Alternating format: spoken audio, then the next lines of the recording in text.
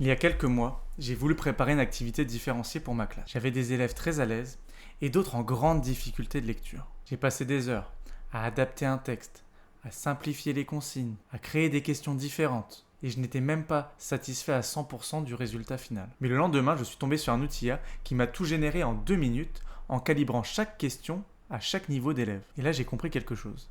L'IA ne remplace pas mon expertise, mais elle peut me faire gagner un temps précieux là où elle est utilisée. C'est-à-dire avec mes élèves. Dans cette vidéo qui est là pour compléter la vidéo précédente que vous pouvez retrouver juste au-dessus, je vais vous présenter 8 autres outils d'intelligence artificielle gratuits qui peuvent venir compléter ChatGPT pour créer des supports différenciés, retravailler les audios et les visuels de vos supports de classe, mais également à mieux inclure vos élèves à besoins spécifiques. Je suis Ludovic, créateur de contenu pédagogique autour de l'intelligence artificielle en classe. Si ce n'est pas encore fait, abonnez-vous pour découvrir plus de contenu autour de l'intelligence artificielle et on passe tout de suite au premier outil.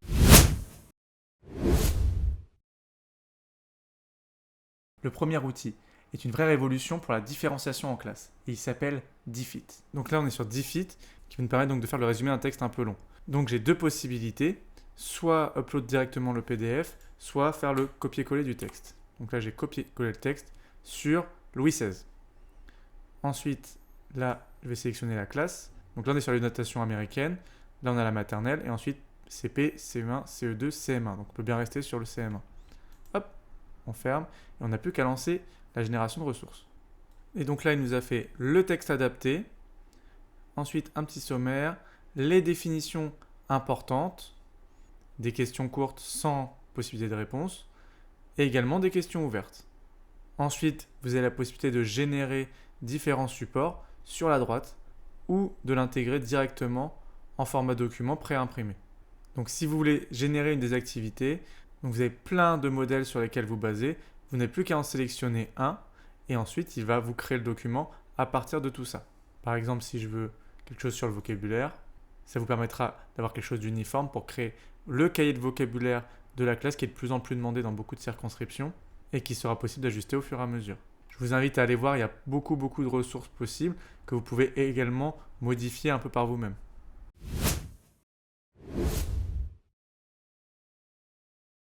En tant qu'enseignant, vous avez le droit à Canva Premium.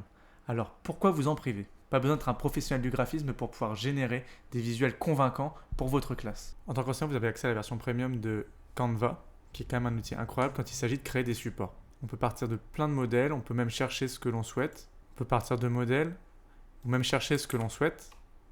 Par exemple, si c'est sur le cycle de l'eau, on se retrouve avec plein de présentations, plein de visuels hyper intéressants. Il faut savoir que depuis l'ouverture aux enseignants de Canva, il y a de plus en plus de templates qui ont été créés par les utilisateurs et qui peuvent être utilisés par tous. C'est une vraie mine d'or pour trouver plein de supports super pour vos cours. Donc par exemple, je peux partir sur ce modèle. Hop. Et là, pourquoi je vous parle d'IA? C'est que vous pouvez aussi faire de la génération d'images directement dans le projet pour compléter des ressources existantes. Là, vous êtes dans Média Magique et vous avez juste à prompter ce que vous souhaitez. Donc là, je vais demander une goutte d'eau avec un visage et je vais sélectionner le style. Moi, je voudrais un petit style manga. Je vais rajouter sur fond blanc. Vous allez comprendre pourquoi et c'est parti. Ok, donc j'en ai qui sont pas mal. On va prendre celle-là et on va la poser directement sur Canva. Vous voyez le problème, c'est qu'il y a le fond blanc, mais heureusement, vous avez un autre outil d'intelligence artificielle qui est super puissant. C'est la possibilité d'effacer l'arrière-plan juste ici. Hop, et là, je peux l'intégrer où je veux, retourner dans l'autre sens pour qu'elle soit au bon endroit. Et donc là, j'ai pu agrémenter ma leçon. Donc là, c'est un exemple très basique, mais vous voyez que là, les possibilités sont vraiment infinies, quoi. Vous avez la possibilité de charger jusqu'à 500 images sur le site par mois, ce qui est quand même assez énorme et très difficile à atteindre.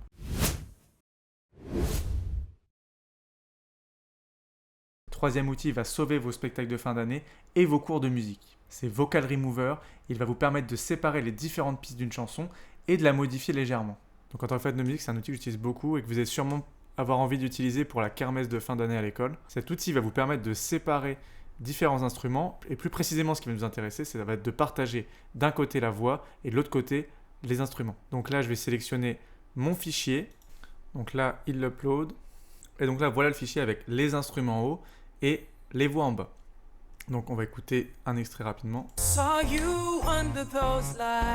Ok, maintenant je peux juste soit diminuer le volume de la voix, soit l'enlever complètement.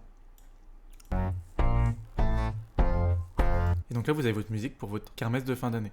Plusieurs outils intéressants si vous voulez travailler la musique avec les élèves.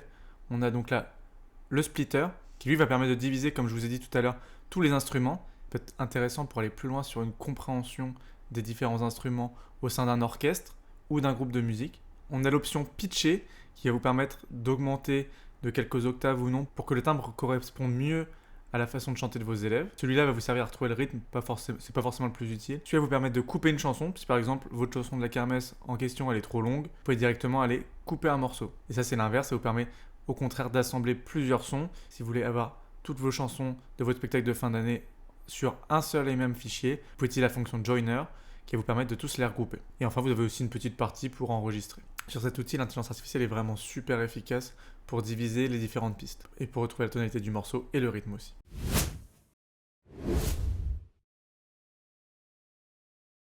En anglais, on a souvent du mal à trouver des activités interactives. C'est pour ça que je vais vous proposer une solution rapide et efficace pour générer vos activités de cours d'anglais. Donc Twi.com, c'est un outil qui est vraiment fait pour la génération d'exercices d'anglais.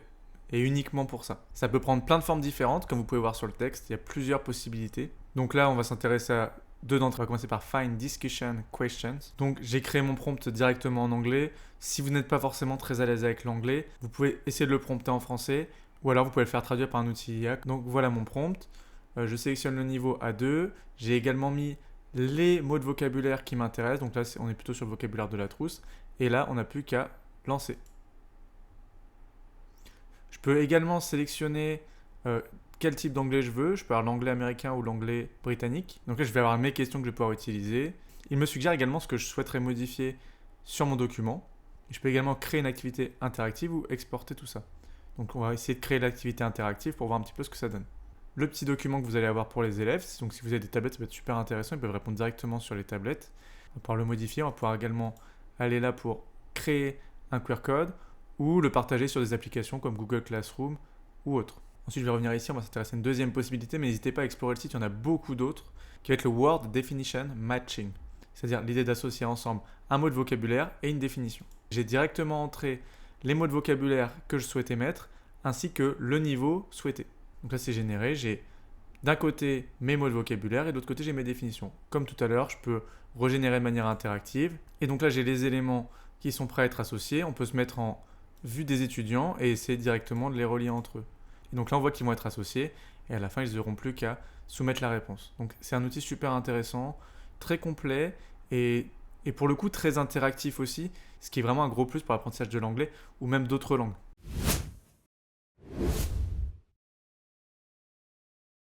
Le cinquième outil que je vous propose, c'est Magic School. C'est un outil disposant de plus de 60 modèles spécialement designés pour les enseignants. Ils ont pensé à tout pour vous. Donc ensuite, on a Magic School AI qui est vraiment formidable. Donc là, on a une diversité d'outils impressionnante sous la main. Ça va du générateur d'images, de la réécriture de texte, commentaires pour les bulletins scolaires.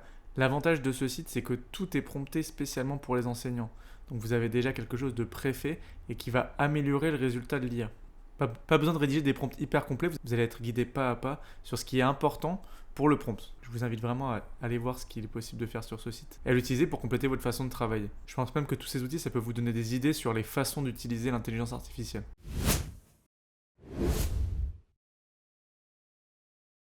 Les recherches avec ChatGPT, c'est parfois compliqué. Ça lui arrive parfois d'inventer des réponses. Alors je vous conseille d'utiliser Perplexity, qui lui va citer toutes ces sources que vous pourrez derrière revérifier. Donc là, je vais vous présenter rapidement Perplexity, qui est un outil de recherche par intelligence artificielle. Pourquoi il est mieux que ChatGPT? Tout simplement parce qu'il est conçu pour, et on peut vraiment moduler sa recherche en fonction de ses besoins. Donc il utilise plusieurs modèles d'intelligence artificielle. C'est à vous de choisir celui que vous préférez, ou vous pouvez laisser en suggestion automatique si vous préférez Sonar directement de Perplexity, celui de Claude, de ChatGPT, de Grok ou de Gemo, c'est à vous de choisir. Ensuite, vous pouvez également, en fonction de la recherche que vous avez à faire, soit faire une simple recherche web, mais vous avez aussi possibilité de faire des recherches sur les réseaux sociaux ou directement sur des articles académiques si vous avez besoin de quelque chose de très poussé. Et après, on a les fonctions classiques, ajouter des pièces jointes, directement lui dicter en vocal si vous avez beaucoup de choses à lui demander, ou le mode vocal pour échanger directement avec lui. Perplexity est beaucoup plus puissant lorsque vous aurez une recherche à faire. Contrairement à ChatGPT, il hallucine beaucoup moins et lui cite ses sources, ce qui va vous permettre de vérifier toutes les informations qu'il va mentionner.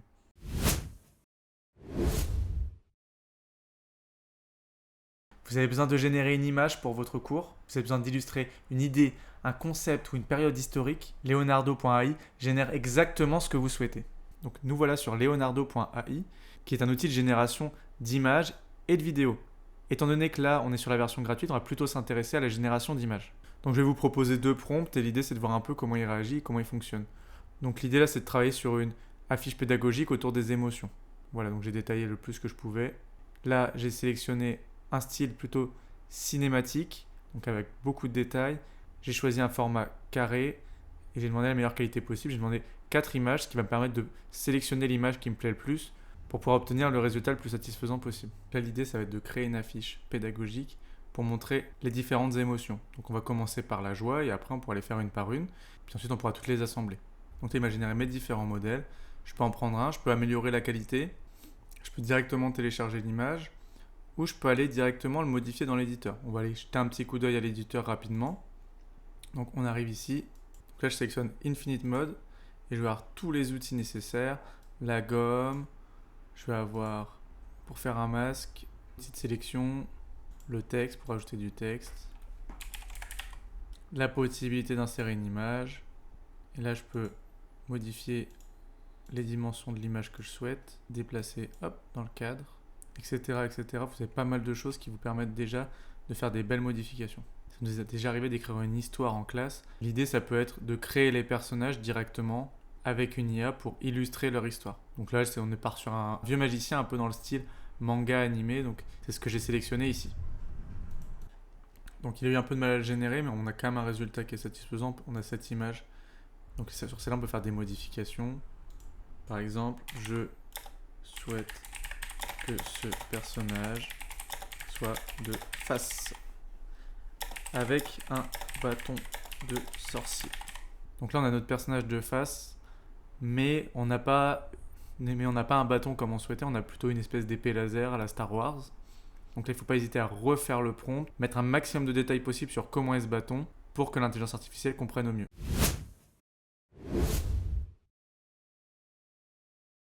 Et enfin, si vous préférez utiliser une intelligence artificielle européenne et même française, vous avez accès à Mistral, rapide et conforme aux normes RGPD. Et enfin, je sais que la protection des données, c'est quelque chose qui vous pose beaucoup de questions vis-à-vis de ChatGPT. C'est pour ça que j'avais envie de vous présenter Mistral, qui est une alternative intéressante quand vous avez des données un peu plus sensibles à utiliser avec l'intelligence artificielle.